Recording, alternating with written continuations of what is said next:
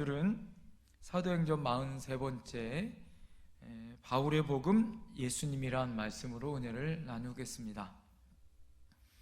우리가 구브로에서 복음을 전하기 시작했었던 바나바와 바울이 구브로의 첫 복음을 전도했었던 이유가 지난주에도 말씀드린 것처럼 이 구브로라는 섬은 누구의 고향이었다고요? 바로 위로의 아들, 위로의 사람 바나바의 고향이었다라고 말씀드렸습니다.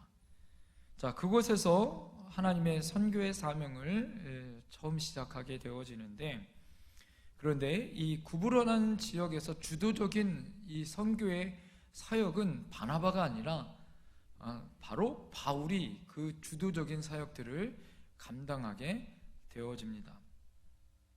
여기에 나오는 버가는 아탈리아 항구에서 한 13km 정도 북쪽에 있는 도시인데, 여기서 수종자 요한이 예루살렘으로 돌아가게 되어집니다.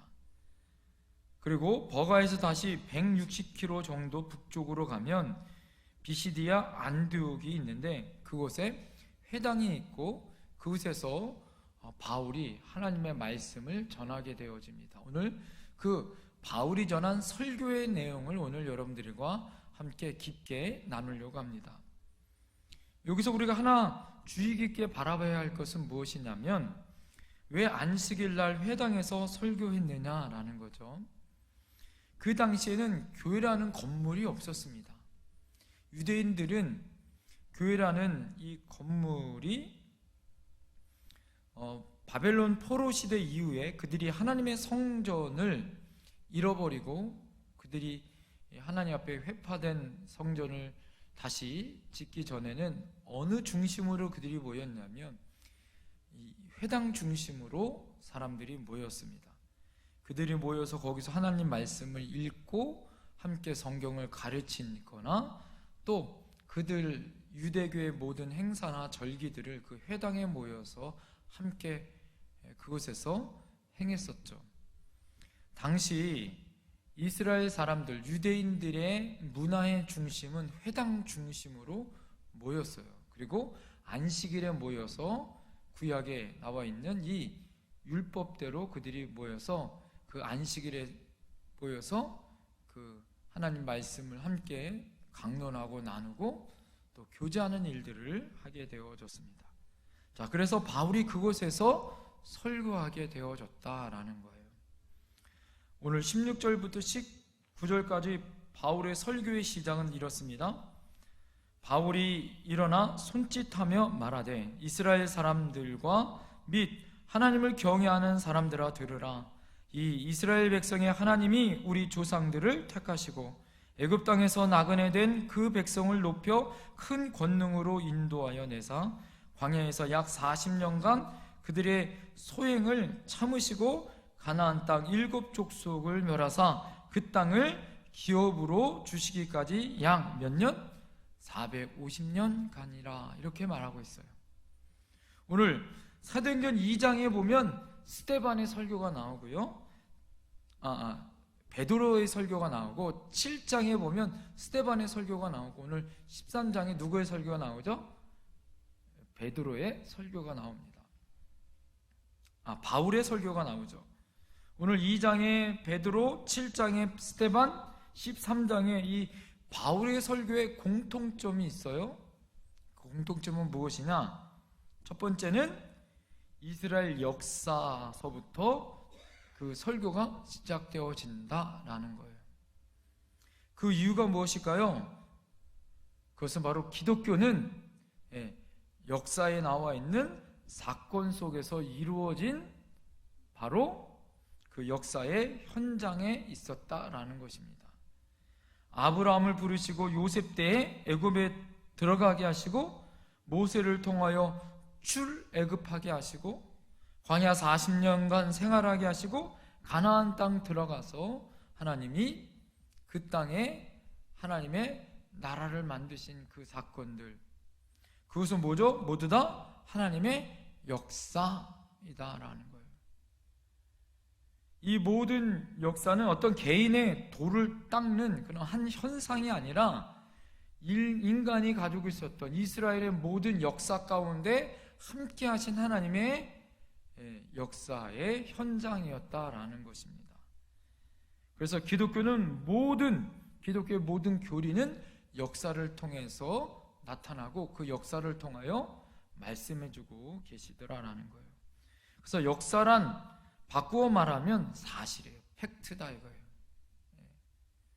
사실에 근거한 것이 바로 기독교입니다. 그래서 기독교는 그냥 누가 말하는 어떤 뜬구름 잡는 소설도 아니고 어떤 신비의 종교라고 말할 수도 없어요. 기독교의 진리는 신비도 있지만 더 큰 것은 우리의 역사 가운데 함께 하신 하나님의 사실이다라는 것을 우리가 알아야 되는 것입니다. 그것을 통해서 복음이 전파되어지고 있고 지금도 이 역사 현장 가운데 하나님은 어떻게 해요? 일하고 계시더라. 할렐루야. 여러분 18절에 보면 하나님께서 광야에서 참으셨어요. 몇 년을 참으셨다고 성경이 이야기합니까? 40년을 하나님이 참으셨다라고 이야기합니다. 예나 지금이나 사람들은 뭘 잘하죠? 잊기를 잘해요. 망각의 은사다 어떤 사람은 이야기하는데 너무 잘 잊어버려요. 그래서 어떡합니까? 참지를 못하는 거예요. 금방 잊어버리기 때문에. 이스라엘 사람들이 애굽에서 하나님의 기적을 경험하죠. 하나님 앞에 그들이 홍해에 나올 때 하나님이 10가지 재앙 가운데 기적을 경험하잖아요. 그래서 하나님의 은혜로 그들이 430년 동안 종살이 했었던 그들이 하나님 앞에 보상을 받고 은금 패물 애굽 사람들이 제발 좀 나가라고 가지고 있었던 모든 것을 받고 하나님 앞에 보상을 받고 하나님이 출애굽시키지 않습니까? 자, 홍해가 갈라지고 매일매일마다 하나님 앞에 만나와 메추라기와 하나님의 생수의 은혜로 그들을 이끌어 가시죠. 광야 몇 년 동안 40년 가운데 하나님이 역사를 하게 하시죠. 하루 이틀도 아니고 1년 2년도 아니고 10년도 아니고 몇 년? 40년을 하나님이 매일매일마다 그들을 나타내 주셨어요. 하늘에는 매일매일마다 구름기둥과 불기둥으로 그들을 인도하시고 지키시고 보호함의 역사를 그들을 통하여 나타내 주셨습니다. 그럼에도 불구하고 그들이 어떻게 합니까? 하나님의 돌보심과 하나님의 은혜를 까맣게 잊어버려요. 하나님이 시퍼렇게 살아계심에도 불구하고 하나님께 원망합니다. 하나님 편에서 보면 기가 막힌 거 아니에요? 세상에 이런 놈들이 어디 있나? 은혜를 원수로 갚네? 한방 쥐어받고 싶기도 하고. 그럼에도 불구하고 하나님 어떻게 합니까? 오래오래 참으십니다. 하나님은 참으시는 분이에요. 하나님은 기다리시는 분입니다. 그 전 세대를 하나님은 물리치시고 그 다음 세대를 통하여 그래서 어떻게 합니까? 가나안 땅으로 들어가게 해주시는 거죠. 이것을 통해 우리가 뭘 알 수 있습니까? 하나님 다 죽이실 수 있는데 그렇지 않아요. 하나님이 약속하셨던 가나안 땅으로 하나님은 참고 인내하셔서 다음 세대를 향하여 가나안으로 들어가게 하시죠. 여러분, 우리는 이걸 통해서 뭘 배울 수 있어야 합니까? 우리도 하나님의 인내함을 배워야 할 줄 믿습니다. 조금 부족하고 연약하여도 완전한 성숙의 사람들이 되기 위하여 우리도 어떻게 해야 된다? 하나님처럼 기다릴 수 있는 사람들이 되어야 한다라는 거예요. 또 하나 19절에 보면 이스라엘 백성이 가나안 땅을 향하여 들어간 후에 하나님께서 그들에게 그 땅을 기업으로 주셨다라고 얘기합니다. 그들이 빼앗은 것이 아니라 그 땅을 누가 주셨다고요? 하나님이 주셨어요. 우리가 잘 알듯이 여리고성을 물리친 것이 그들이 전쟁을 잘해서입니까? 하나님의 말씀에 순종하여 한 바퀴씩 돌고 마지막 7바퀴 돌고 함성을 지를 때 여리고성이 무너졌어요. 할렐루야. 하나님이 그 땅에 모든 정복 전쟁 가운데 그들이 믿고 있었던 바알과 아사라 신들을 블레셋이 그들을 쳐들어올 때마다 하나님 어떻게 합니까? 그들을 하나님이 지키시고 인도하시고 그 땅을 하나님이 어떻게 하셨어요? 주셨습니다. 그렇기 때문에 하나님이 주셨고 이스라엘은 그냥 받은 거예요. 그런데 어떻게 됩니까? 그럼에도 불구하고 그들이 하나님 앞에 온전하게 말씀을 지키지 않아요. 20절부터 22절에 보면 사사시대가 나오고 사울과 다윗 이 왕의 시대가 나옵니다. 20절부터 한번 보세요. 그 후에 선지자 사무엘 때까지 사사를 주었더니 그 후에 그들이 왕을 구하거늘 하나님이 베냐민 지파 사람 기스의 아들 사울을 40년간 주셨다가 피하시고 다윗을 왕으로 세우시고 증언하여 이르시되 내가 이새의 아들 다윗을 만나니 내 마음에 맞은 사람이라 내 뜻을 다 이루리라 하시더라. 하나님이 이렇게 말씀하셔요. 자, 살만하니까 그들이 사사시대 때 땅을 분비하고 살만하니까 주변 나라에 뭐가 있어요? 왕이 만들어져요. 이방 나라에. 그러니까 그때도 그들은 신정 정치였어요. 하나님이 직접 그들을 다스렸다고요. 그들이 하나님 앞에 구합니다. 뭘 구하죠? 왕을 구해요. 우리도 왕을 달라고. 하나님이 사무엘을 통하여서 너네도 왕이 없어도 돼. 그런데 왕을 달라고 계속 졸라요. 그럴 때 하나님이 좋게 보지 않았지만 하나님이 이스라엘 백성들을 하도 졸라대니까 허락하였어요. 그래서 처음 초대 왕을 누굴 세우죠? 오늘 성경에 나와 있는 사울을 세웁니다. 베냐민 지파 사람 기스의 아들 사울을 세워요. 12지파 중에 당시에 가장 왜소하였고 이 베냐민 지파가 하나님 앞에 다른 지파에게 잘못을 범함으로 어떻게 했어요? 베냐민 지파가 멸족을 당할 위기에 있었던 가장 연약한 지파였어요. 그런 연약한 지파 가운데 그 중에서도 그래도 외모가 아주 특출났고 키도 기골이 장대하고 외모도 준수하고 겸손했었던 사울을 초대왕으로 하나님이 기름 부어 세우죠. 사무엘을 통하여. 자, 그런데 그가 왕이 된 다음에 변해야 안 변해요? 변합니다. 그가 외모도 출중하고 작은 지파 베냐민 지파 사람으로 겸손했지만 왕이 되자마자 교만하여지죠. 마음이 바뀝니다. 시기와 질투가 여겨요. 블레셋 가운데 다윗이 골리앗을 죽일 때 사람들이 뭐라고 얘기해요? 사울은 천천히요, 다윗은 만만이다. 자기 딸을 그래서 어떻게 해요?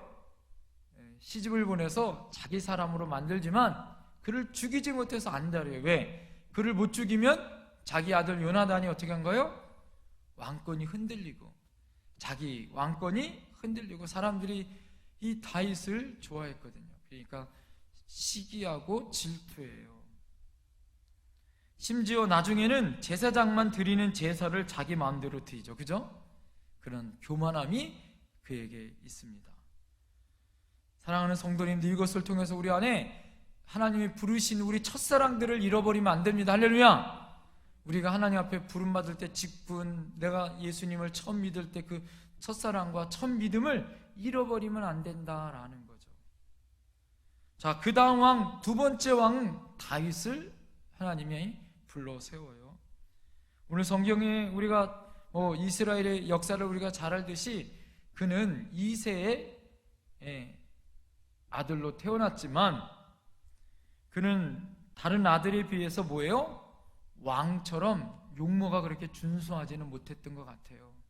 아버지 이새에게도 뭐예요? 인정함을 못 받았던 그런 어린 소년이었고 양치기였어요. 양치기. 그래서 그가 나중에 하나님이 첫째에서부터 계속 기름 부어 세우려고 했는데 하나님이 아니다 나중에 다윗이 들어왔어요. 그런데 사무엘이 아마 마음이 좀 답답하지 않았던 것 같아요. 나이도 어린데다가 금방 생각을 해보세요. 양을 치고 막 먼지도 뒤엎고 아직도 준비되지 않은 다윗을 바라보면서 사무엘이 마음이 이렇게 무거웠던 것 같습니다. 자, 그럴 때 하나님이 말씀하시는 걸 잘 보세요. 하나님이 이렇게 말씀하십니다. 그 용모와 신장을 보지 말라. 나의 보는 것은 사람이 보는 것 같지 아니하니 사람은 외모를 보거니와 나 여호와는 뭐를 본다? 중심을 보느니라. 이렇게 말씀하십니다. 다윗은 또한 완전한 사람도 아니었어요. 우리가 잘 알듯이 우리아의 아내 밧세바를 대낮에 전쟁 가운데 그가 어떻게 합니까? 하나님의 왕이면 전쟁 가운데 기도하거나 더 정결한 마음을 보내야 되는데 낮에 밧세바가 목욕하는 것을 본 것 같아요.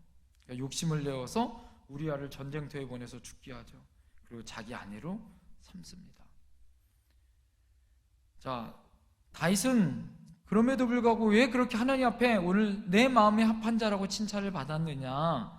그는 순수한 하나님의 사랑을 가지고 있었던 사람이에요. 허물 많고 살인죄와 간음죄를 범한 사람이었지만 그는 하나님에 대한 순수함을 가지고 있었습니다. 그가 목동일 때든지 왕일 때든지 하나님 앞에 순수한 마음을 가지고 있었어요. 그의 평생의 소원이 성전을 짓는 거였잖아요. 그의 고백이 뭐예요?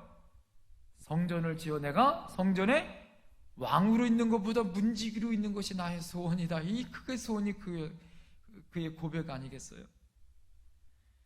그가 법궤가 들어올 때 너무너무 어떻게 했습니까? 춤을 추다가 하체가 보일 정도로 그렇게 옷이 벗겨진 것도 모르고 하나님 앞에 덩실덩실 왕이 춤을 추었던 사람이에요. 시편에 보면 하나님을 사랑하는 마음으로 나의 힘이 되신 여호와여 내가 주님을 뭐한다? 사랑하나이다. 그러니까 늘 하나님에 대한 사랑의 고백을 시편에 하나님의 사랑의 고백이 절절절절 넘치잖아요. 힘들고 어려울 때도 그가 누구에게 탄식해요? 하나님에게 탄식해요. 10년이 넘도록 사울왕이 자기를 잡으려고 할 때마다 사울왕을 죽이지 않지만 2번 죽일 기회가 있었지만 죽이지 않고 누구에게 탄원해요? 하나님에게 탄원해요. 그렇지만 그는 하나님에 대한 사랑을 늘 잃지 않았죠. 또 다윗이 회개할 때는 어떻게 해요? 나단 선지자가 우리아를 죽이고 밧세바를 범한 것을 통하여 잘못을 지적했을 때 나단 선지자를 책망하지 않냐고 어떻게 합니까? 그가 침상이 썩도록 하나님 앞에 회개하였다. 내가 여호와에게 죄를 범하였노라라고 하나님 앞에 철저하게 회개하는 그런 하나님에 대한 순수한 마음을 가진 사람이 바로 다윗이었습니다. 자, 그런데 오늘 이것을 제가 말씀드리려고 하는 것이 아니에요. 오늘 말씀드리려고 했었던 이 성경에 나오는 사울이나 다윗 그런 사람들, 오늘 이 바울이 말하고 싶은 것은 이스라엘의 역사에는 뭐다? 이 역사는 하나님이 우리에게 준 현장의 사실이었다. 이 사실의 역사는 누구를 증명해 준다? 예수 그리스도를 증명해 준다라는 거예요. 아브라함 때에서부터 지금까지 내려왔던 모든 역사는 누구를 증명해 준다? 예수 그리스도를 증명해 주는 것이다라고 그의 초점은 어디에 있어요? 바로 예수 그리스도에 있다라는 거예요. 아까 말씀드렸었던 베드로나 스데반이나 바울의 설교의 공통점 또 하나는 역사의 현장, 이스라엘 역사뿐만 아니라 또 하나 예수 그리스도가 설교의 뭐다? 핵심이었다라는 거예요. 오늘 사사와 사울과 다윗이 모두 다 예수 그리스도를 증명하는 사람들이었다라는 거예요. 지금 우리가 이사야서를 매일 아침마다 봅니다. 성경에 나온 이사야서는 66장이다라고 말씀드렸죠. 그리고 1장서부터 39장까지는 하나님에 대한 심판, 구약에 나와 있는 하나님의 말씀. 구약이 39권이잖아요. 40장서부터 66장, 27장은 하나님에 대한 소망, 구원에 대한 역사를 나타내요. 그래서 이 이사야서의 형식은 성경의 형식과 너무 같고요. 또 이사야서의 마지막 이 핵심은 어디 있느냐? 우리가 지난 설교 말씀드린 것처럼 우리가 이사야서 53장에 나와 있는 하나님은 우리의 모든 질고와 우리의 고통과 아픔을 짊어지신 예수 그리스도의 십자가로 귀결되고 있어요. 할렐루야. 그것처럼 오늘 바울의 설교도 핵심이 뭐예요? 예수 그리스도예요. 할렐루야. 우리 안에 예수 그리스도의 역사가 나타날 때인 줄 믿습니다. 코카콜라 사장이 나는 피가 흐르면 뭐가 흐르고 있다? 내 피는 코카콜라다, 이렇게 고백한 것처럼 우리는 사나 죽으나 바울 사도가 예수 그리스도가 내 몸 안에서 존귀케 되길 원한다. 할렐루야. 그것처럼 우리도 예수 그리스도로 우리의 인생을 살아야 된다라는 거예요. 오늘 23절 한번 보겠습니다. 23절이 제일 중요해요. 한번 읽겠습니다. 시작. 하나님이 약속하신 대로 이 사람이 후손에서 이스라엘을 위하여 구주를 세우셨으니 곧 예수라. 할렐루야. 예수님에 대한 본격적인 말씀이 그 후에 계속해서 나옵니다. 그런데 중요한 것은 바울의 복음의 핵심은 예수입니다. 예수님을 믿어야 구원받을 수 있다가 오늘 본문의 핵심이에요. 자, 믿는다는 것이 무엇입니까? 믿는다는 것. 내가 예수님 믿어요. 그것은 내 겉사람뿐만 아니라 내 말로만이 아니라 내 속사람이 변화되어지고 내 속사람이 고침받는 것이 믿는다는 거예요. 할렐루야. 세상 사람들이 잘 변해요, 안 변해요? 참 안 변해요. 그런데 변할 수 있는 소망이 있습니다. 다시 살아나고 다시 일어나고 회복될 수 있는 것은, 문제의 답은 예수. 할렐루야.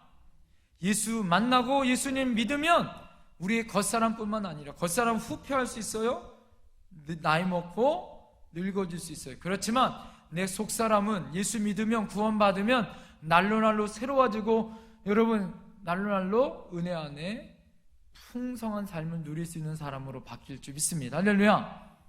예수 믿는다는 것은 우리 모두 다 고침받고 변화되어지는 것. 또 하나, 예수 믿는다는 것은, 구원의 의미는 무엇이냐면 내 죄가 용서받았다라는 의미가 있어요.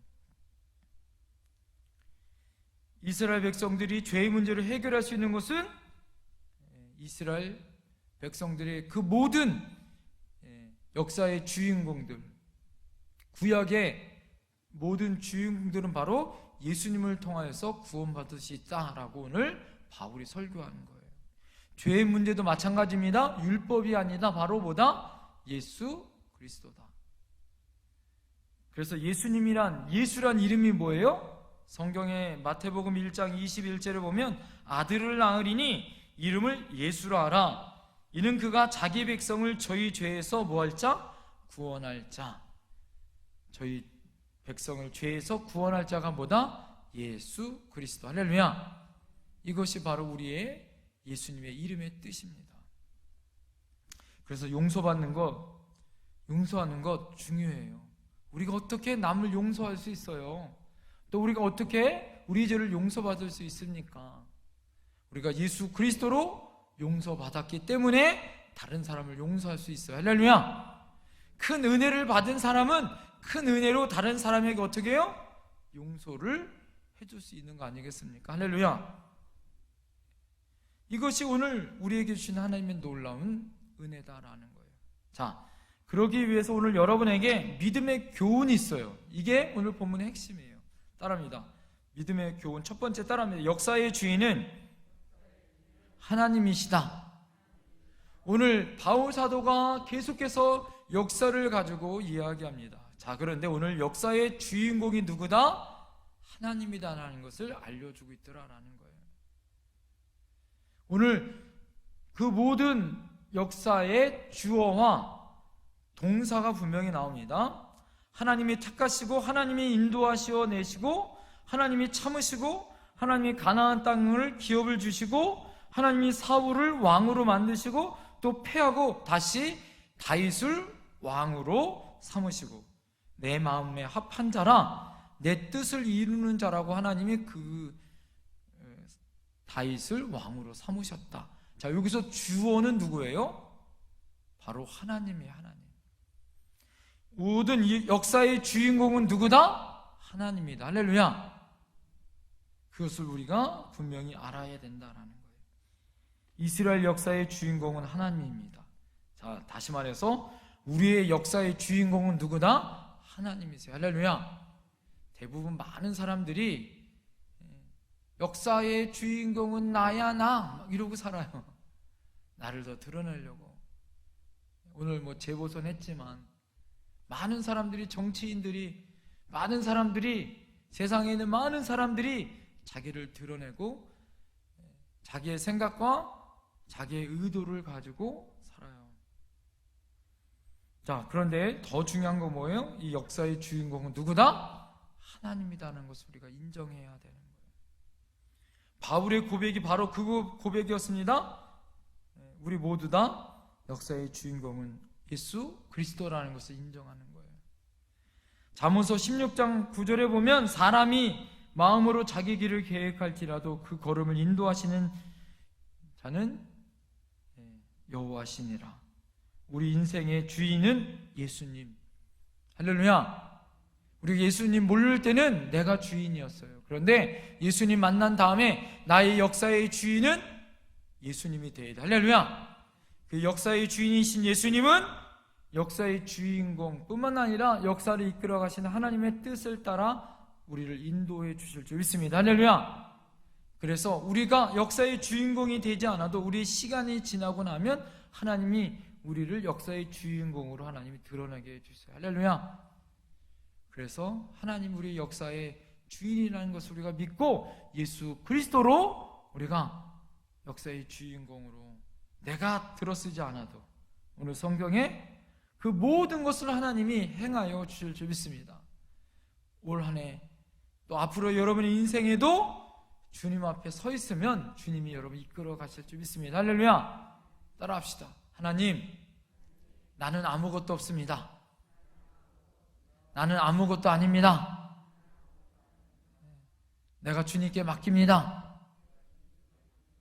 그럴 때 하나님이 이루어 주시고 하나님이 만들어 가시고 행하여 주실 줄 믿습니다. 두 번째, 따라합니다. 하나님은 역사를 사람의 도구로 쓰신다. 하나님의 역사에 하나님이 직접 사역하실 수 있지만 하나님은 사람을 역사의 도구로 쓰시네요. 믿습니까? 하나님은 사람을 통해서 역사하십니다. 믿습니까? 하나님이 그냥 다 이루셔도 되지만 사람을 통하여 하나님 이루세요. 하나님 그래서 40년 동안 참으시죠. 40년 참으시기 전에 또 40년을 참으셨어요. 누구를 기다리셨어요? 모세를 기다리셨어요. 모세를 들어 하나님은 그를 힘이 다 빠진 모세를 들어 지팡이 하나 의지할 수밖에 없었던 그를 들어 이스라엘 백성을 40년 동안 인도하시더라. 우리가 할 수 없는, 아무것도 할 수 없는 그 순간에 하나님은 사람을 통해 역사하십니다. 믿습니까? 우리도 마찬가지예요. 하나님, 나는 할 수 없습니다. 그런데 우리가 할 수 있는 것은, 여러분 잘 보세요. 우리의 의지가 하나님 우리에게 주세요. 또 우리 안에 하나님의 영적인 하나님의 은혜가 있습니다. 이것은 어디서 비롯됐냐? 하나님이 인간을 만들 때 흙으로 빚으시고 우리에게 푸니마 하나님의 생명을 불어넣어 주셨어요. 할렐루야. 하나님의 영으로 우리의 혼과 육을 다스릴 수 있는 하나님의 능력을 우리에게 주셨단 말이에요. 믿습니까? 그래서 하나님이 인간의 역사를 하나님이 이끌어 나갈 하나님이 도구로 우리를 쓰임받을 수 있도록 우리를 만드신 줄 믿습니다. 그래서 이스라엘의 역사가 인간의 역사가 되어지고, 간절히 바라기는 이제 저희 교회가 이제 50년, 희년이 되어지면 역사를 편찬해요. 역사를 편찬할 때마다 사랑하는 여러분들의 그 아름다운 믿음의 역사하심이 우리들에게 증거되어져야 되지 않을까요? 자, 그럴 때마다 하나님 우리를 통하여 그 역사를 만들어 가시더라. 할렐루야. 그럴 때 하나님 앞에 우리가 쓰임 받을 수 있어야 됩니다. 할렐루야. 내 힘이 아니에요. 오늘 말씀해 보면, 성경에 보면 하나님이 가나안 땅에 들어가 사사들의 통치 가운데 그들이 하나님 앞에 왕을 세우잖아요. 사울을 세우는데 사울이 온전치 못하여 그를 패하고, 따라합니다. 패하시고, 하나님 패하시고 다시 다윗을 세워요. 이것이 하나님의 원하시는 적임자를 하나님이 세우세요. 하나님은 그 시대에, 그때에 하나님은 하나님의 적임자를 세우십니다. 할렐루야. 여러분이 왜 하나님 나를 장로로, 왜 나를 권사로, 이 시대에 왜 우리 교회에 이때에 하나님이 세우셨는지를 하나님 앞에 여러분 물어보셔야 되는 거예요. 할렐루야. 하나님은 그 시대에 우리를 하나님의 도구로 사용하길 원하십니다. 믿습니까? 우리 많은 사람들이 그래요. 왜 사람들이 봉사 안 하고, 왜 충성 안 하고 그러느냐? 그러기 말하기 전에 어떻게 해야 될까요? 내가 먼저 하나님의 도구가 되어야겠다. 내가 하나님 앞에 쓰임받는 역사의 그런 도구가 되어야겠다라는 하나님의 사명을 여러분이 먼저 깨달으셔야 되는 거예요. 할렐루야. 하나님은 어떻게 해요? 나를 들어서 주기를 원하시는 거예요. 오늘 이스라엘 백성을 향하여 지금 그 잘못에 대해서, 너네들이 그 잘못을 어떻게 쓰임받아서 예수님을 죽이는 그런 역사의 비극을 너네들이 범했다라고 지금 바울이 이야기하는 거예요. 자, 오늘 마지막 그래서 뭐라고 얘기해요? 바울이 오늘 23절 다 같이 한번 읽어볼까요? 다시 한번 시작. 하나님이 약속하신 대로 이 사람의 후손에서 이스라엘을 위하여 구주를 세우셨으니 곧 예수라. 따라합니다. 바울의 복음의 핵심은 예수 그리스도다. 오늘 이 역사의 주인공은 바로 예수님이다 라고 증거하고 있습니다. 오늘 23절에 본격적으로 예수님에 대해서 거기서 나와 있는 단어가 구주예요. 구주는 구세주입니다. 미국의 유명한 신학자인 아이놀드 리버라는 사람이 있어요. 신학교 가면 이 책을 분명히 읽고서 책을 써서 모든 신학생은 이 책을 읽고 리포트를 써요. 그 책 중에 하나가 도덕적 인간과 비도덕적 사회라는 책입니다. 그 책의 주제는 무엇이냐면, 사람들은 개인적으로는 굉장히 양심적일 수 있는데, 그 양심적인 사람들이 모여 있어도 그 사회는 뭐예요? 비도덕적인 사회로 살 수밖에 없는 그런 구조적인 악이 우리에게 있다라는 거 이야기합니다. 사람이 도덕적이 되어도 사회는 비도덕적인 집단으로 되어져서 회개하고 변화되는 것은 얼마나 어려운지에 대해서 그 책에서 이야기해요. 자, 사람이 아까 말한 것처럼 참 안 변해요. 왜요? 죄악이, 원수 마귀가 우리를 꽉 잡고 있어서 변화되지 못하게 해요. 자, 이것을 이길 수 있는 것은 아까 말씀드린 것처럼 누구밖에 없다? 예수 그리스도밖에 없다. 할렐루야. 예수님으로 인하여 죄악된 인간이 예수님을 만나면 용서와 치유함을 받습니다. 할렐루야. 변화되어지는 거죠. 누구를 닮아가요? 우리의 모델 되어 주신 예수님을 닮아가는 거예요. 믿습니까? 그래서 우리 안에 예수 그리스도 그 모델을 우리가 삼아 그분과 함께 살 수 있도록 가야 되는 거예요. 바울이 비시디아 안디옥에 있는 회당에 모여서 그 유대인들을 향하여서 오늘 핵심의 말씀을 전해요. 역사의 주인공은 분명히 하나님이지, 맞아. 그리고 우리들이 하나님의 도구로 쓰임받았어. 잘 봐. 사울이 그랬고, 사사들이 그랬고, 사울이 그랬고, 바울이 또 다윗이 그랬어. 자, 이 모든 역사의 주인공 중에 진짜 주인공은 누구다? 예수 그리스도라는 결론을 이야기하는 거다라는 거예요. 자, 우리도 마찬가지입니다. 우리 인생이, 여러분, 마찬가지예요. 우리 인생이 현장이 있잖아요. 팩트가 있잖아요.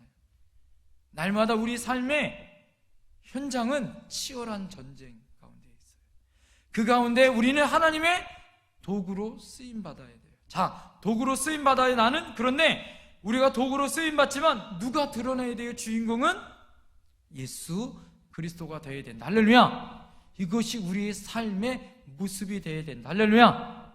이것이 오늘 바울의 설교의 핵심입니다. 우리도 마찬가지예요. 우리도 마찬가지. 오늘 하루하루 매일매일 살아갈 때마다 나는 죽고 누가 살아야 됩니까? 예수로 살아가야 된다. 사도행전의 기적의 사건, 그 믿음의 사건은 그 핵심의 예수 그리스도를 통하여 우리가 사는 거예요. 자, 제자훈련 우리 핵심이 예수님이었잖아요. 자, 그런데 이게 쉬워요? 어려워요? 쉽지 않습니다. 그래서 어떻게 해야 돼요? 매일매일마다 역사의 주인공이 하나님이십니다. 그리고 나는 하나님의 도구입니다. 내 안에 예수님만 드러나길 원합니다라고 매일 기도하고 또 고민하고 또 기도하면서 우리가 살고 몸부림치지 않으면 사탄이 우리를 넘어뜨려요. 역사의 주인공은 하나님 아니라 너야. 그리고 너가 주인공이 되어야 돼. 마음의 왕자에 너가 올라가야 돼. 이렇게 얘기하고 우리들 향하여 더 좋은 세상에 돈, 명예 그런 것이 더 가치 있게 여기게 되어져요. 자, 오늘 하나님 앞에 기도하시면서 결단했으면 좋겠습니다. 하나님, 그렇습니다. 오늘 말씀 가운데 그렇습니다. 하나님, 나는 내가 우리 인생 가운데 예수님 부활 이후에 제자들의 삶 가운데 예수님 부활 이후의 삶을 어떻게 살아야 하는지, 오늘 우리의 역사의 주인공이 하나님이시고 예수 그리스도가 존귀케가 되고 난 주님의 도구로 세상에 그 어떤 것도 예수님보다 더 높아지지 못합니다. 주님, 나를 세워주세요. 나는 죽고 예수로 일어서는 저희들 되길 원합니다. 예수가 답이요, 예수가 해답입니다. 오늘 이 시간에 주님보다 더 높은 것이 없다라고 오늘 찬양했던 것처럼 예수님이 나의 생명 되어 주시고 나를 일으키시는 그 주님이십니다라고 고백할 수 있는 저희들이 되길 원합니다. 다 같이 기도하시겠습니다.